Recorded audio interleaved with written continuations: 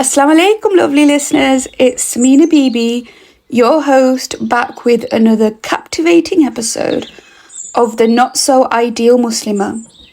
Today, we're peeling back the layers on a topic that might resonate with many of us. Why does it sometimes irk us when someone in our circle is drawing closer to Allah? Let me share a story that might shed some light on this. Once in a bustling town, there lived two friends. Just imagine Leeds, right? Aisha and Miriam. And they had been inseparable since they were young kids. And they used to share everything from their dreams to their fears. And then as they grew older, their lives just took different paths. Aisha was really deeply rooted in her faith.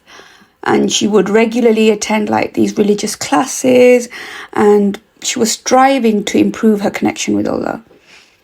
Whereas Miriam, on the other hand, found herself drifting away, engrossed in the demands of her career and social life.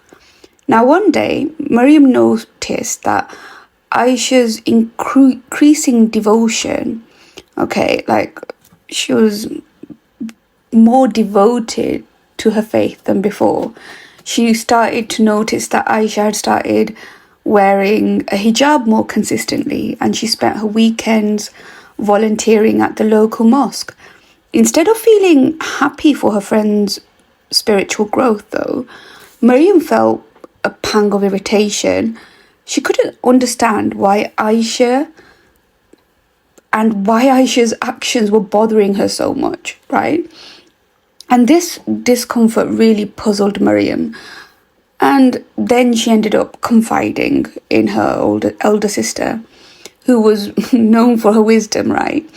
And her sister listened patiently and then said, Miriam, sometimes when we see someone improving themselves in a way we know we should, but however, it brings our shortcomings into sharp focus.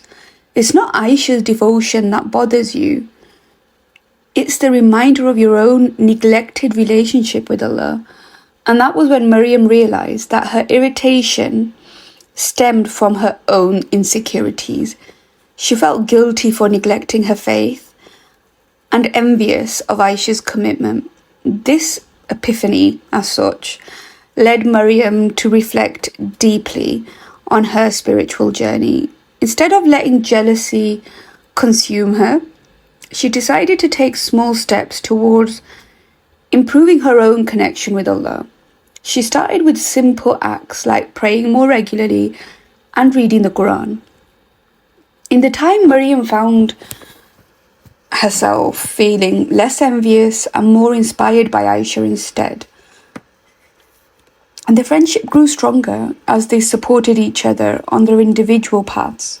Miriam learnt that feeling of irritation or that irk was a sign of her inner struggle, and that acknowledging this was the first step towards a positive change. Now I wonder, have you ever experienced that subtle annoyance, that discomfort, that gradual build-up when someone you know is earnestly dedicating themselves to Allah, growing spiritually and forging that deeper connection? It's a phenomenon that often doesn't really get spoken about, but it leaves that, lingering impression as such. Now, let's dive into these emotions, right? These intricacies of the emotion. Why does the growing closeness of others to Allah trigger that quiet unease within us? Even if we can't put our finger on it, why does it become a subtle point of concern?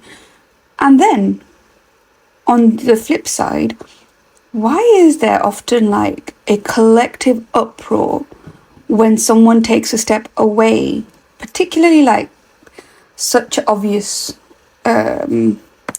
incident like the removal of a hijab, for example?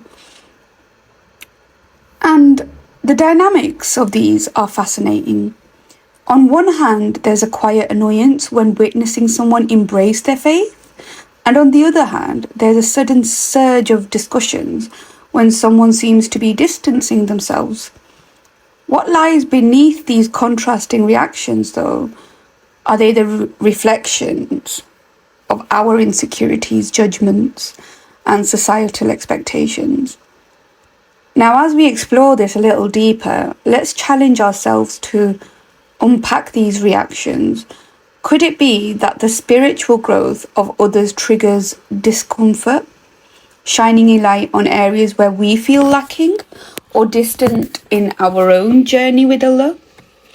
Similarly, when someone takes off their hijab or appears to distance themselves from Allah, why does it become a topic of conversation? Is it a manifestation of self-righteousness? Goodness, I've seen it so many times. Or is it a way to deflect from our own spiritual struggles?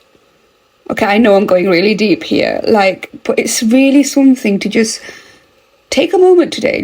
If you're in the car driving somewhere, or please focus on the road, firstly, but also just have a think. Or if you're sat, or, you're just going to sleep, just take a moment with this thought, right?